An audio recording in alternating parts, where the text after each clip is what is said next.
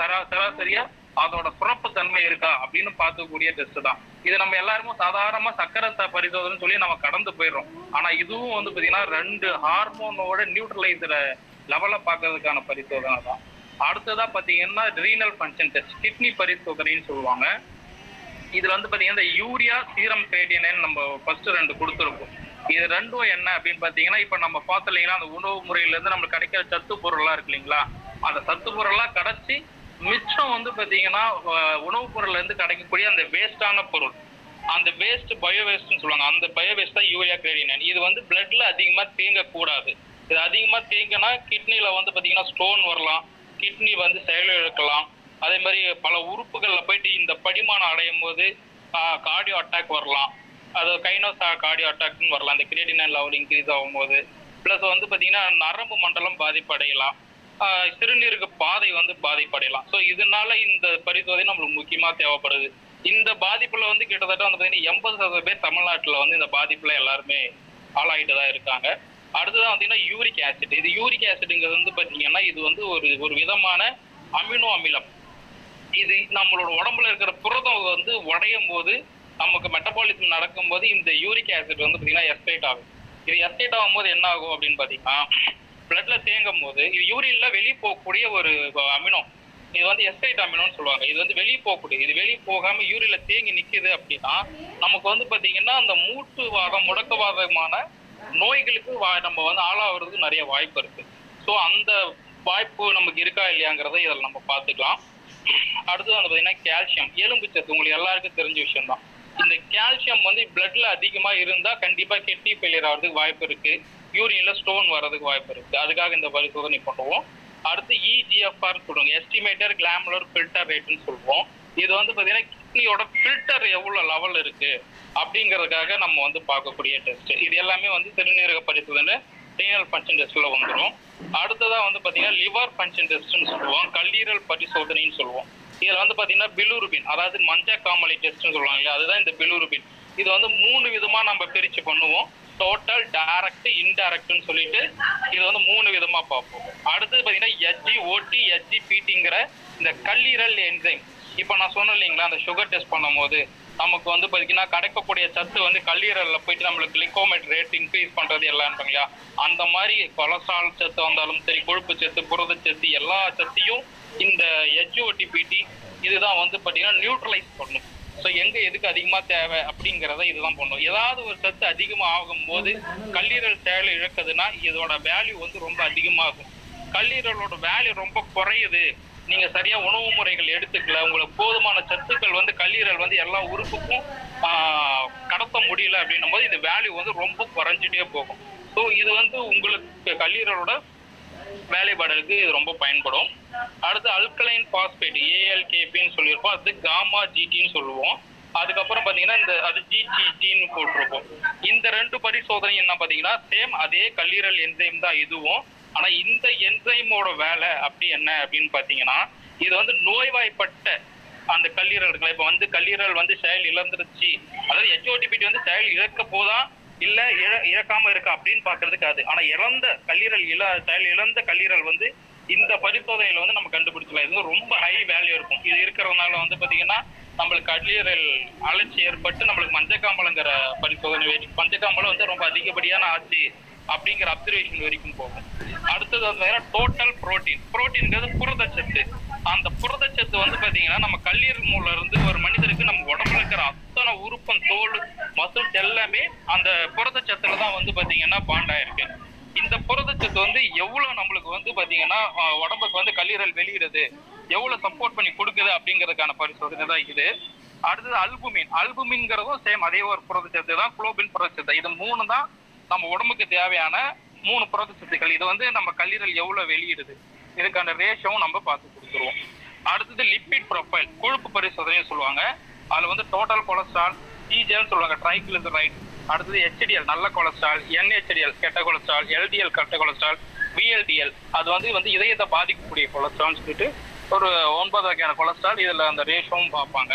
இதுல இந்த total cholesterol அதிகமா இருந்துச்சுன்னா உங்களுக்கு வந்து பாத்தீங்கன்னா இந்த ஹெச்டிஎல் நல்ல கொலஸ்ட்ராலும் அதிகமா இருந்துச்சுன்னா உங்களுக்கு வந்து எனர்ஜியா கன்வெர்ட் ஆகும். பட் ஆனா டோட்டல் கொலஸ்ட்ரால் அதிகமாகி நல்ல கொலஸ்ட்ரால் ஹெச்டிஎல் குறைவா இருந்துச்சு, எல்டிஎல் அதிகமா இருந்துச்சு அப்படின்னும் போது உங்களுக்கு வந்து பார்த்தீங்கன்னா பிபி, பிளட் ப்ரெஷர், அதுக்கப்புறம் இதயத்துல வந்து பார்த்தீங்கன்னா அந்த பிளட் வால்வ்ஸ்ல வந்து அந்த கொழுப்பு வந்து படிமனம் ஆகிறதுக்கு நிறைய வாய்ப்பு இருக்கு. ஸோ இந்த மாதிரியான உங்களோட இதய கொழுப்பு, ரத்தத்தா நாளங்கள்ல கொழுப்பு படிமனம் ஆகிட்டு இதய செயலிழப்பு அந்த மாதிரியான விஷயங்கள்ல நம்ம பாதிக்கப்பட போறோமா இல்லையா அப்படின்னு சொல்லிட்டு பாக்குறதுக்கான முதல் கட்ட பரிசோதனையா இது இருக்கும்.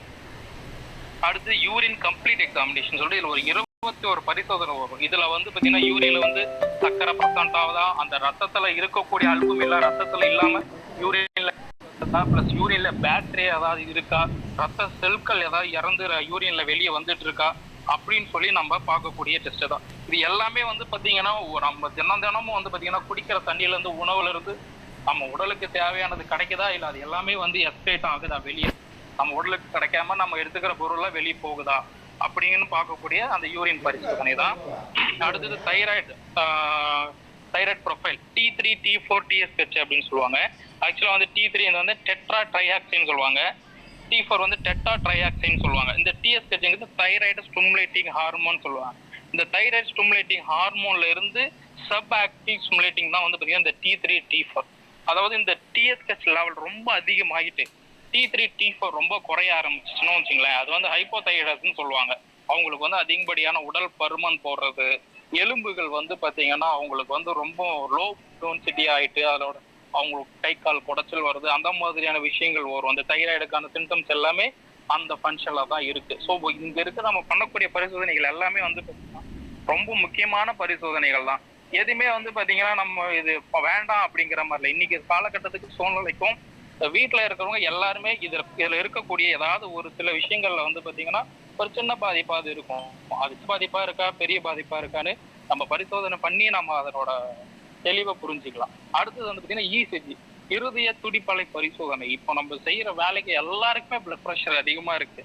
ஸோ நம்மளோட ஹார்ட் ரேட்டு, நம்மளோட ஹார்ட் பீட்டு இதெல்லாம் கரெக்டா இருக்கா, டாக்கி கார்டியாவா இருக்கா, பேடி கார்டியாவா இருக்கா, சைனஸஸா இருக்கா, இல்ல T valve, Q valve, S valve, இதெல்லாம் வந்து பாத்தீங்கன்னா சரியா நமக்கு வந்து பாத்தீங்கன்னா பிளட்டை பம்ப் பண்ணுதா, இல்ல அதுல ஏதாவது பிரச்சனை இருக்கா, அப்படி இருக்கும்போது நம்ம சாதாரணமா தூங்கி டெஸ்ட் எடுத்து சரி பண்ணிக்கலாமா, இல்ல டாக்டர் அதை கன்சல்ட் பண்ணி சரி பண்ணிக்கலாமா அப்படின்னு நம்ம ஒரு டிசிஷன் எடுக்கணும் அப்படின்னா அதுக்கு நம்ம இசிஜி எடுத்து பார்த்தாதான் தெரியும். ஸோ இத்தனை பரிசோதனைகளும் வந்து பாத்தீங்கன்னா நம்ம வந்து சிறப்பான பரிசோதனை எல்லாம் பண்றோம். இது அத்தனை பரிசோதனைகளும் நம்ம வந்து பாத்தீங்கன்னா நம்ம சங்கம் வந்து பாத்தீங்கன்னா முன்னெடுத்து பண்றது ரொம்ப பெரிய விஷயம். நிறைய இடத்துல வந்து பாத்தீங்கன்னா சும்மா ஒரு கேப்லரியில ரேண்டம் பிளட் சுகர் பார்த்துட்டு ஒரு பிபி செக் பண்ணிட்டு சாதாரணமா கடந்து போயிடுவாங்க.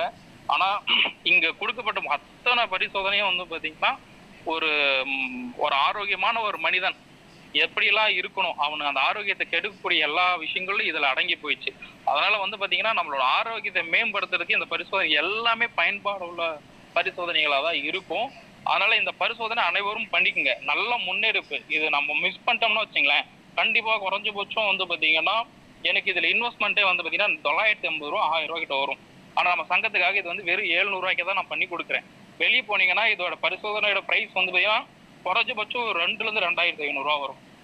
ஏன்னா நானே பேஷண்ட்டுக்கு 2000 ரூபா தான் வாங்கிட்டு இருக்கேன். எனக்கு 1000 rupees இன்வெஸ்ட்மெண்ட் 1000 rupees ப்ராஃபிட் அப்படி தான் பண்ணிட்டு இருக்கேன். ஆனா நம்ம சங்கத்துக்கு இன்வெஸ்ட்மெண்ட்லயும் நான் எனக்கு குறைச்சு தான் பண்ணிட்டு இருக்கேன். ஏன்னா இப்போ நம்ம மொத்தமா பண்றோம் அப்படின்னும் போது எனக்கு வந்து பாத்தீங்கன்னா ஸ்டாஃபோட ஒர்க் அது எதுவும் பாத்தீங்கன்னா இன்னும் எனக்கு பலு அதிகம் தான். ஆனா அது எதுவுமே பார்க்காம நாங்க குறைவான இதெல்லாம் பண்ணி தரோம். கண்டிப்பா இந்த ஒரு நல்ல வாய்ப்பை யாரும் தவறவிடாதீங்க, பயன்படுத்திக்கங்க. இதை அமைச்சு கொடுத்த குழு அமைப்புக்கும் மிக்க நன்றி.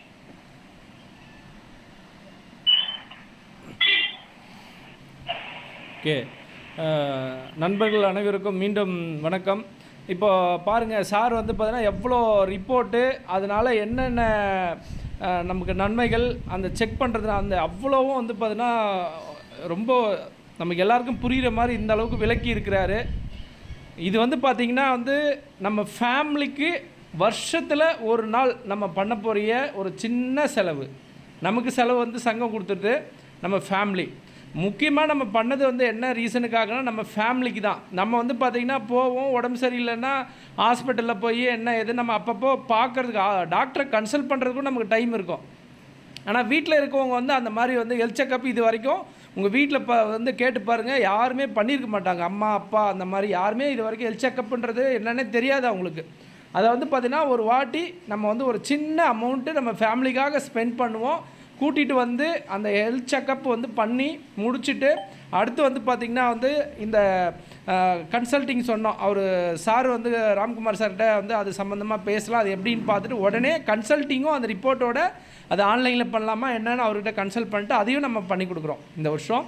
அதனால் இந்த அரிய வாய்ப்பை தவற விடாதீங்க. சங்கத்துடைய நிர்வாகிகள், தலைவர், செயலாளர், பொருளாளர், துணைத் தலைவர், மற்ற இசி மெம்பர்ஸ், நீங்கள் எல்லாருமே வந்து பார்த்திங்கன்னா நம்ம நண்பர்கள் நிறைய பேர் இதில் இன்னும் ஜாயின் பண்ணலை. அவங்கக்கிட்ட வந்து இதை பற்றி எல்லாத்தையும் எக்ஸ்பிளைன் பண்ணுங்கள். எக்ஸ்பிளைன் பண்ணி மேக்ஸிமம் அவங்க வீட்டில் இருக்கிற எல்லாருமே கலந்துக்கிற மாதிரி நீங்கள் பண்ணுங்கள். இது வந்து பார்த்திங்கன்னா வந்து அவர் ராம்குமார் சொல்லியிருக்காரு, ராம்குமார் சாரும் அவரும் வந்து பார்த்திங்கன்னா வந்து ஒவ்வொருத்தருக்கும் அவர் ஒரு அமௌண்ட் ஸ்பெண்ட் பண்ணுறாரு, நம்ம சங்கமும் ஸ்பெண்ட் பண்ணுது, நாமளும் டைம் ஸ்பெண்ட் பண்ண போகிறோம். இது இல்லாமல் நீங்கள் உங்கள் ஃபேமிலிக்காக என்ன பண்ண போகிறீங்க அதையும் வந்து யோசிச்சிங்க. இப்போ இருக்கிற காலகட்டத்தில் ஹெல்த் செக்கப்ன்றது ரொம்ப ரொம்ப அவசியமானது. இந்த வாய்ப்பை தவற விடாதீங்க. மேக்ஸிமம் எல்லாருமே ஃபேமிலியோடு வருவீங்கன்னு நான் எதிர்பார்க்குறேன். வந்தீங்க அப்படின்னா ரொம்ப சந்தோஷம். இல்லைனாலும் நீங்கள் காசு பார்க்குறீங்க அப்படின்னா அது உங்களோட சாய்ஸ் தான். ஓகேங்களா? ஓகே பிரசிடெண்ட், ரொம்ப மகிழ்ச்சியான இது வரைக்கும் நம்ம சங்கத்தில் எவ்வளோ நிகழ்ச்சிகள் ஏற்பாடு செஞ்சுருக்கோம்.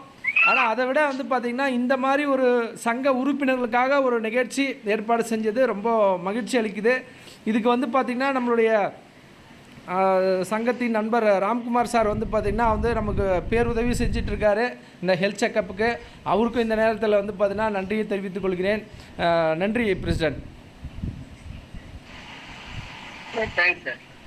சார் உண்மையாக சொன்னாங்க, ராம்குமார் சொன்னதெல்லாம் கேட்கும்போது உண்மையாகவே ரொம்ப நல்லா இருக்கு. இப்போ நான் என்ன முடிவு பண்ணிட்டேன், ஃபர்ஸ்ட் நான் மட்டும் தான் வரணும்னு யோசிச்சுட்டு இருந்தேன். இப்போ வந்து எங்க அப்பா, எங்க அம்மா, என் வயசு 3 பேரையும் கூப்பிடலாம் சொல்லி முடிவு பண்ணிருக்கேன் சார். Okay, thanks sir. இல்லை அதுக்காக தான் இது ஹெல்த் செக்கப்னா நிறைய பேர் வந்து நம்ம என்ன நினச்சிட்டு இருக்கோம்னா சும்மா அப்படி போயிட்டு பிளட் செக்கப்பு என்ன அது இதுக்கு எதுக்கு 700 ரூபாய் செலவு பண்ணணும் அப்படின்ற மாதிரி அந்த சங்கத்துக்கு மீட்டிங் கூப்பிட்ற மாதிரி நினச்சிடக்கூடாதுன்றதுக்காக தான் இந்த ஆன்லைன் மீட்டிங். இப்போ அவரே சொல்லும் போது எந்த அளவுக்கு தெரியுது பாருங்க. ஓகே, ஆமாங்க சார். அவர் சொன்ன பிறகுதான் சார் அவருடைய என்ன ஏதுன்னு சொல்லிட்டு தெரிய வருது நமக்கு. ஓகே, அது எல்லாம் கம்பல்சரி எல்லாரும் எடுக்க வேண்டியதுதான் சார். Okay president. சார் யாராவது எதனா கருத்து சொல்றதுன்னா சொல்லலாம்.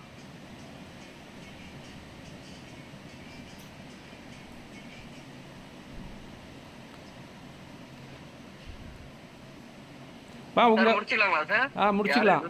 அதான் நண்பர்கள், மறுபடியும் மீண்டும் ஒரு முறை சொல்கிறேன், உங்கள் ஃபேமிலி இல்லாமல் உங்கள் ஃபேமிலி ரிலேஷன் அந்த மாதிரி யாருனா இருக்காங்கனாலும் இந்த நிகழ்ச்சியை வந்து என்னென்ன செக்கப் பண்ண போகிறோம் அப்படின்றத எக்ஸ்பிளைன் பண்ணுங்கள். இதோடைய அவசியத்தை வந்து நீங்கள் சொல்லுங்கள். நம்ம தீபாவளி, பொங்கல் அந்த மாதிரி எதாக இருந்தாலும் வந்து பார்த்திங்கன்னா நம்ம ஏதாவது ஒரு அன்பளிப்பு மாதிரி நம்ம யாருக்காவது கொடுப்போம். அந்த மாதிரி இல்லாமல் இது ஒரு அன்பளிப்பாக நீங்கள் வந்து கொடுக்குறது வந்து ஒரு சின்ன அமௌண்ட்டு, ஆனால் வந்து பார்த்திங்கன்னா ரொம்ப ரொம்ப யூஸ்ஃபுல்லான ஒரு விஷயம். அதை வந்து பார்த்திங்கன்னா நம்ம ஃபேமிலிக்காக ஒரு சின்ன அமௌண்ட்டு நம்ம பண்ணி நம்ம எல்லாருமே நலமோடு ரொம்ப சந்தோஷமாக இருக்கலாம். இது வந்து பார்த்திங்கன்னா இந்த வருஷத்தோடு மட்டும் இல்லை, கண்டிப்பாக ஒவ்வொரு வருஷமும் இனிமேல் வந்து பார்த்திங்கன்னா இந்த ஹெல்த் செக்கப் அப்படின்றது மெம்பர்ஸுக்கு கம்பல்சரி ஒரு வருஷமும் நம்ம வந்து பண்ண போகிறோம் அப்படின்றத இந்த நேரத்தில் வந்து தெரிவித்துக் கொள்கிறேன். இப்போ யாரும் ஹேண்ட் ரைஸ் பண்ணியிருக்காங்க. சார் பேசுங்க சார். சார் ஒன்றும் இல்லைங்க சார், நம்ம அப்படி காலையில் சாப்பிடாம பிளட் எடுத்துட்டு சாப்பிட்டுட்டு 2 மணி நேரம் பிளட் எடுக்கிறோம் இல்லைங்களா, அந்த சாப்பாட்டில் வந்து பார்த்தீங்கன்னா பொங்கலும் பூரியும் தவிர்த்துருங்க உணவு கொடுக்கும்போது.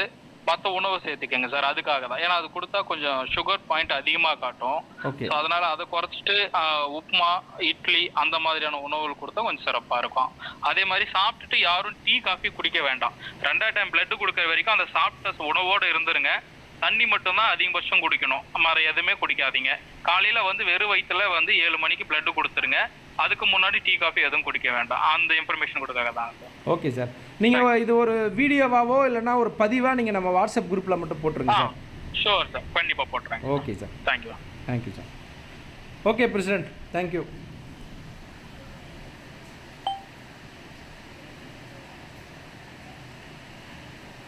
Okay sir, thank you sir. கலந்து கொண்ட அனைவருக்கும் மனமார்ந்த நன்றி.